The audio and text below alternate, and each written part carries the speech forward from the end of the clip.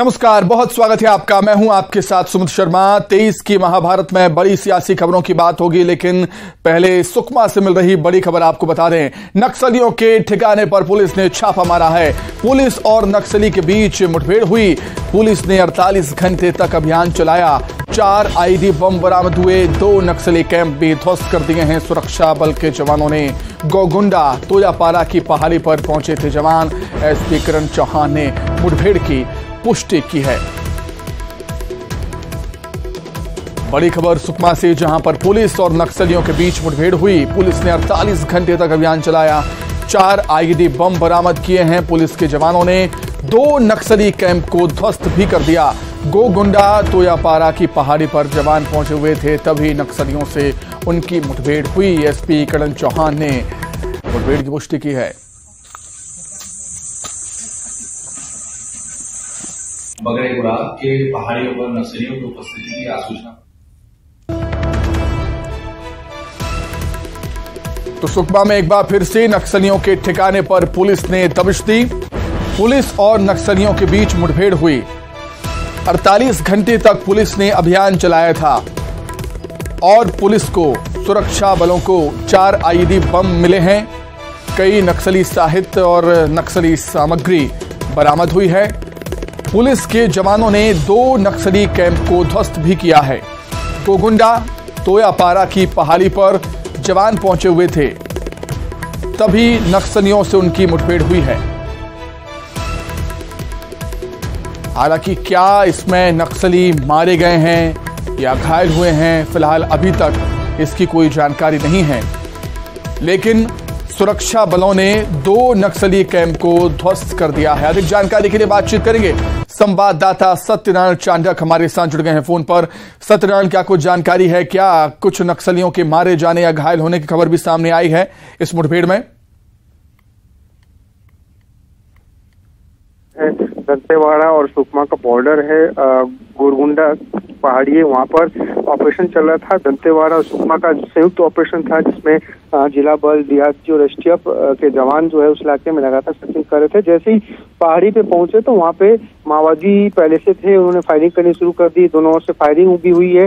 उसके बाद वहाँ से माओवादी भाग गए और 2 कैंप बड़े बड़े जो है ध्वस्त किए हैं। और जो मौजूद में साक्ष्य जो वहाँ पर थे, उनके हिसाब से करीब 70 से 80 की संख्या में नक्सली रहे होंगे। 2 बड़े कैंप ध्वस्त किए और मौके से 4 आईडी बरामद की। उसके साथ साथ जो है कई सारे सामग्री जो है नक्सली साहित्य है, विस्फोटक सामग्री बरामद की और सुरक्षित ऑपरेशन करके जवान वापस कैंप लौट आए। जी ठीक है सत्यनारायण, आपका बहुत शुक्रिया। तमाम बातचीत के लिए आपका बहुत धन्यवाद।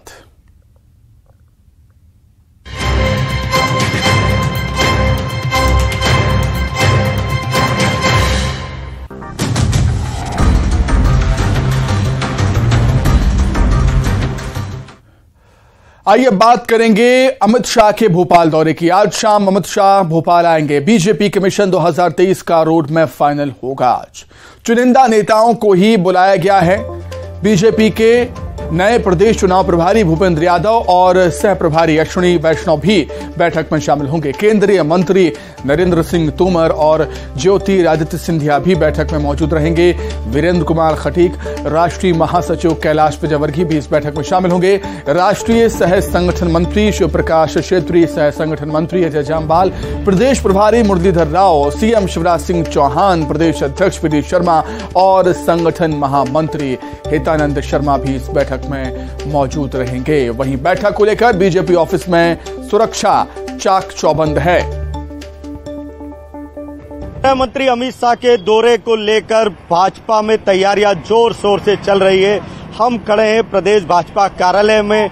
यहाँ पर देखिए, आपको मुख्य रोड है। यहाँ पर कार्यालय के बाहर सुरक्षा के चाक चौबंद इंतजाम किए गए हैं।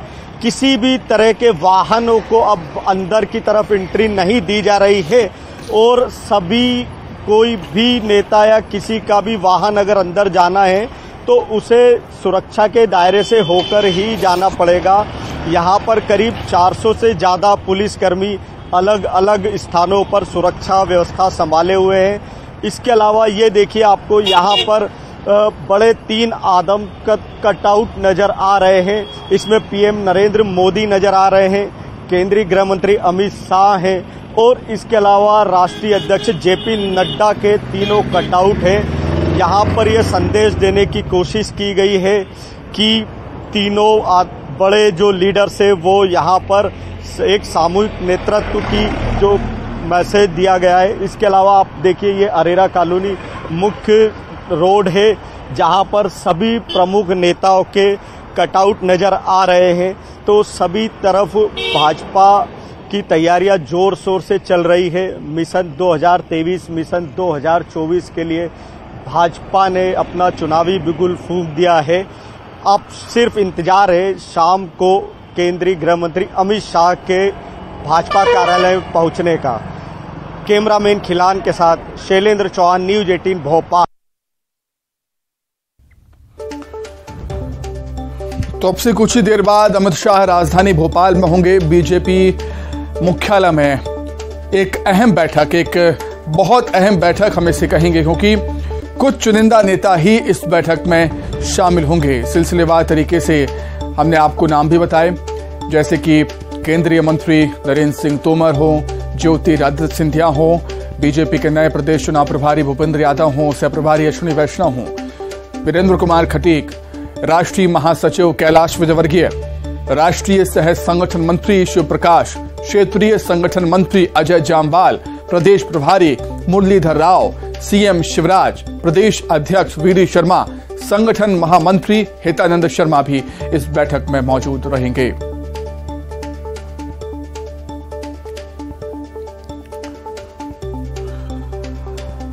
तो अमित शाह के दौरे को लेकर क्या कुछ तैयारियां हैं उसे जानने के लिए सीधे हम रुख करेंगे भोपाल का। सहयोगी शैलेंद्र हमारे साथ जुड़ गए हैं। शैलेंद्र, बीजेपी ने चुनाव की तैयारियों के बीच अब टॉप गियर लगा दिया है। यही वजह है कि एक के बाद एक लगातार मध्य प्रदेश के दौरे पर आ रहे हैं बीजेपी के दिग्गज नेता।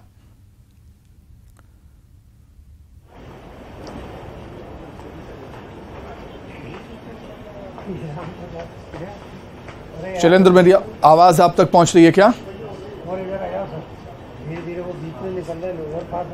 हाँ सुमित देखिए हम भाजपा प्रदेश कार्यालय में ही मौजूद है और यहाँ पर सारी तैयारियां दौरे को लेकर पूरी हो चुकी है। इस पूरे भाजपा कार्यालय परिसर को कड़े सुरक्षा पहरे में ले लिया गया है। यहाँ पर कड़े सुरक्षा के बंदोबस्त हैं और आप देखेंगे नजर आएगा ये प्रदेश कार्यालय है पीछे। तो यहीं पर अमित शाह आज करीब 4 घंटे तक मौजूद रहेंगे और वे यहीं से चुनिंदा जो 13 पदाधिकारी है उनके साथ एक लंबी बैठक करेंगे। बैठक का एजेंडा अभी तक साफ नहीं है, लेकिन ये है कि मिशन 2023 को लेकर चुनावी रणनीति बनाई जाएगी और इसी कक्ष में यहाँ चारों तरफ सभी लोगों को एंट्री रोक दी गई है। यहाँ पर किसी भी नेता और कार्यकर्ता की एंट्री नहीं है, जो केवल चुनिंदा 13 केंद्रीय और प्रदेश स्तर के नेता वे ही यहाँ मौजूद रहेंगे। तो बैठक काफी महत्वपूर्ण है। मिशन 2023 को लेकर ये बैठक होना है और यहाँ से आज एक बात साफ है कि मिशन 2023 का बड़ा संदेश देकर शाह जाएंगे और यहाँ पर जो रोड मैप है आने वाले 3 महीने के चुनाव का वो पूरा खींचा जाएगा कि किस तरह से अब पार्टी को चुनाव के लिए मैदान में जाना है। और यहीं पर काफी कुछ दिनों से बात आती रहती थी, अटकलें लगाई जाती रहती कि किसी तरह का बदलाव होने वाला है या किसी तरह के कुछ बड़े फैसले होना है। तो ये माना जा रहा है कि आज इस तरह की सारी अटकलों पर विराम लग जाएगा और आज सिर्फ और सिर्फ ये मैसेज दिया जाएगा कि जितना भी केंद्रीय नेतृत्व, प्रदेश का नेतृत्व एकजुट होकर मिशन 2023 के लिए चुनाव मैदान में जुट जाए और यहाँ पर उन नेताओं को नसीहत भी दी जाएगी जिनके बीच बार बार बात आती है कि किसी न किसी तरह के मतभेद हैं।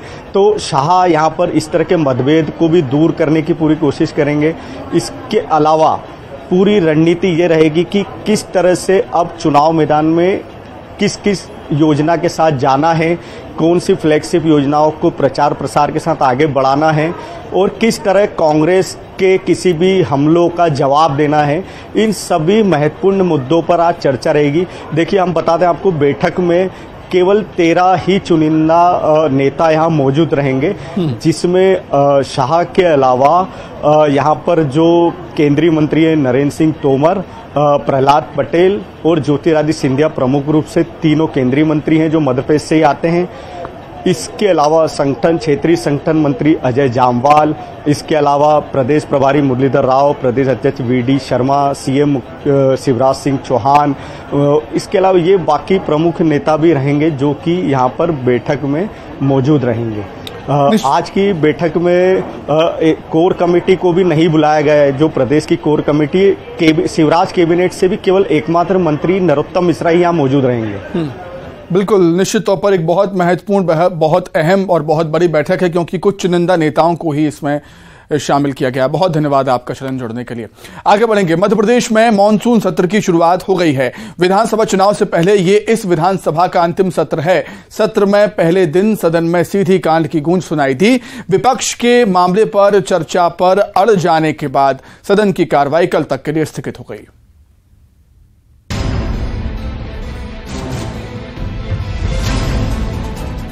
एमपी विधानसभा के मॉनसून सत्र का पहला दिन हंगामे की भेंट चढ़ गया।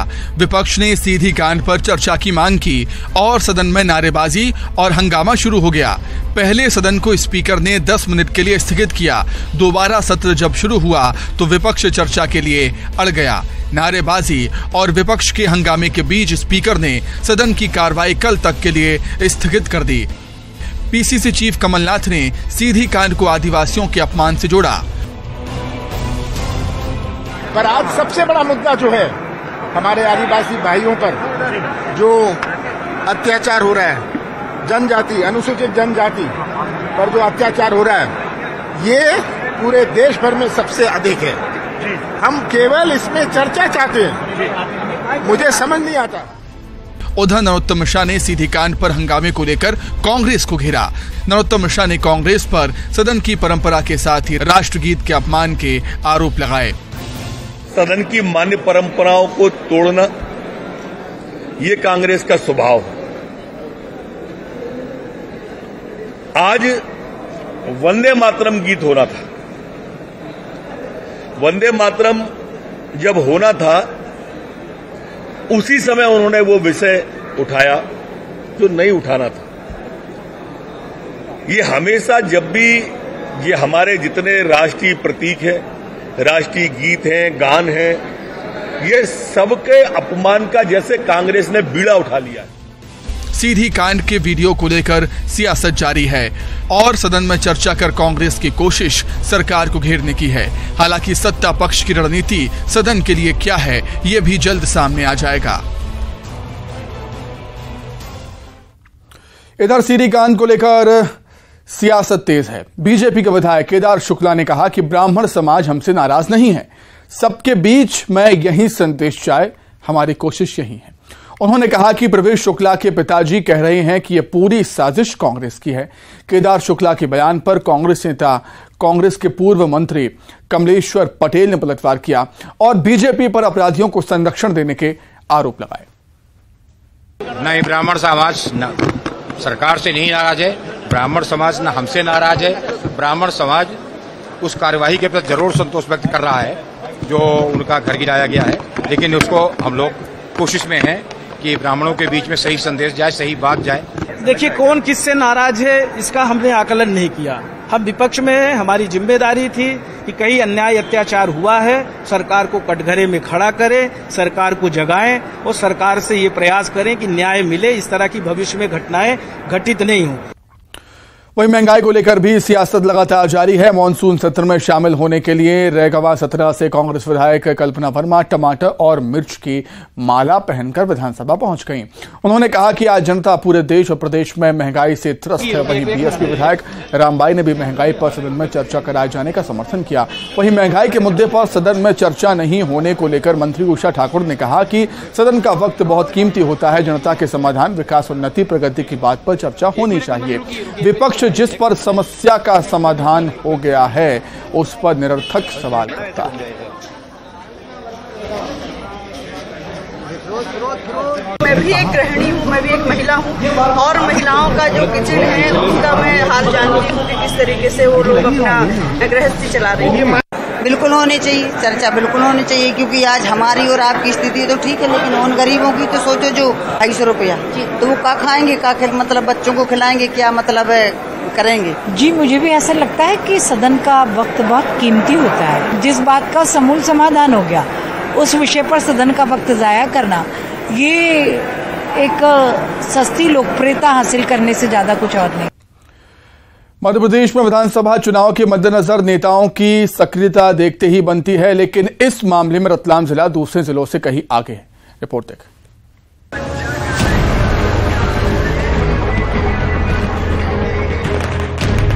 ढोल नगाड़ों और बैंड बाजू के साथ लोगों से नेताजी की भेंट मुलाकात। फूल माला से लदे लोगों के बीच अपनी सक्रियता दिखा रहे ये जावरा के कांग्रेस नेता वीरेंद्र सिंह सोलंकी हैं। वीरेंद्र सिंह पहले जिला पंचायत के उपाध्यक्ष रह चुके हैं और इस बार जावरा विधानसभा सीट से कांग्रेस के प्रबल दावेदार हैं। वे जनता के बीच अपनी पैठ और मजबूत करने के लिए बीते 21 दिनों से साथियों के साथ मेहनत कर रहे हैं। वे पूरे जावरा विधानसभा क्षेत्र के गांव-गांव में पद यात्रा कर रहे हैं। मांग है कि जावरा को जिला बनाया जाए। इतना ही नहीं, स्थानीय समस्याओं को भी जिला प्रशासन के सामने वे उठा रहे हैं। जन अधिकार मंच के बैनर तले हम लोग जन आक्रोश और एक पदयात्रा निकाल रहे हैं। यह पदयात्रा जावरा गौरव पदयात्रा जावरा विधानसभा के प्रत्येक गांव में, प्रत्येक गली और प्रत्येक घर में जा रही है और हम लोग पिछले 21 दिन से इस पदयात्रा के माध्यम से जावरा को जिला बनाने के साथ साथ जावरा की स्थानीय समस्याएं, ग्रामीण सहित शहरी क्षेत्रों की जो गांव की लोकल समस्याएं, उन्हें उठाने का काम कर रहे हैं।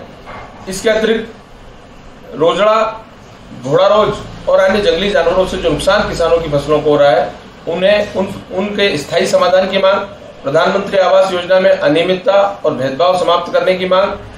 चुनावी साल में नेताओं की सक्रियता वैसे तो पूरे मध्य प्रदेश में देखने को मिलती है, लेकिन इस मामले में रतलाम दूसरे जिलों से आगे है। यहाँ बीजेपी के नेता तो पीएम और सीएम के चेहरों की बदौलत अपनी जीत तय मान रहे हैं, लेकिन कांग्रेस के नेता जमीन पर उतरकर जनता के बीच अपनी पैठ बनाने में लगे हैं। रतलाम में भी कांग्रेस के एक नेता प्रभु राठौर जनता को महाकाल लोक की सैर करवाने के साथ ही बाबा महाकाल के दर्शन करवा रहे हैं। भावना धार्मिक है, लेकिन उद्देश्य विधानसभा चुनाव लड़ने का है।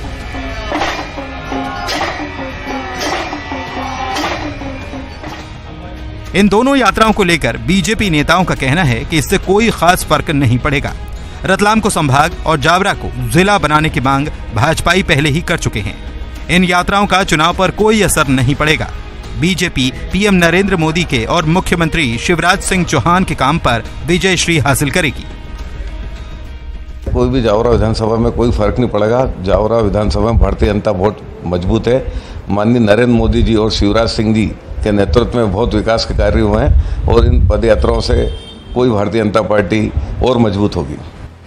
राजनीति में ऐसी यात्राएं नेताओं को प्रदेश ही नहीं बल्कि देश भर में स्थापित कर देती हैं, लेकिन रतलाम जिले के इन कांग्रेसी नेताओं की यात्राओं का पहला उद्देश्य सिर्फ और सिर्फ विधानसभा चुनाव का टिकट पाना है, जिसे दिलवाने में ये यात्राएं कितनी कारगर साबित होंगी, इस सवाल का जवाब तो आने वाला वक्त ही बताएगा।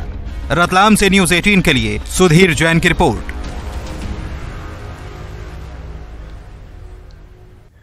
इसी के साथ ही 23 की महाभारत में फिलहाल इतना ही। नमस्कार।